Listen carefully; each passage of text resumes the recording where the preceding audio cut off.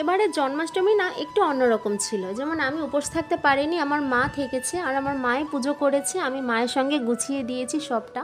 তার জন্য সারাদিন ওই নিয়ে ব্যস্ত ছিলাম। আর দেখো না, সেই ব্যস্ততার জন্য ভিডিওগুলো কত লেটে লেটে তোমাদের সামনে আনছি।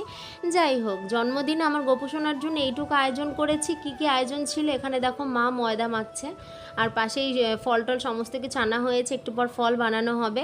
আর এদিকে আমি মালপোয়া, লুচি, তালের বড়া ওইসব করে নিয়েছি। আর মা সুজিটা করে নিয়েছিল, এই দেখো সুজিটা করে ঢাকা দিয়ে রেখেছে। আর ফল মিষ্টি সমস্ত কিছু গুছিয়ে নেওয়া হচ্ছে, মা আর আমি মিলেই করছি সবটা।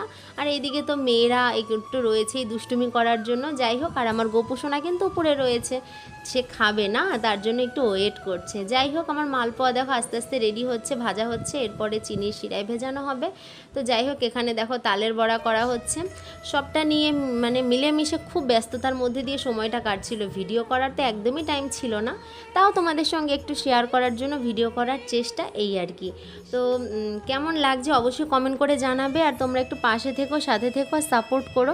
তোমাদের সাপোর্ট করলে দেখবে এরকম অনেক ভিডিও তোমাদের সামনে আনবো।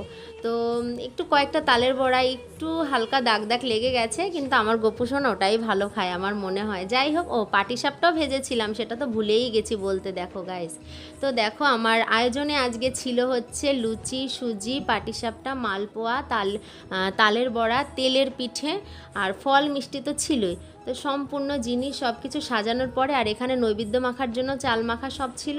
তো কেমন লাগছে তোমাদের অবশ্যই কমেন্ট করে জানাবে। আমার গোপুসোনাও খুশি, আমার প্রসাদ পেয়ে আমিও খুশি। তো তোমরা সবাই ভালো থেকো, সুস্থ থেকো, আজকের মতোটা।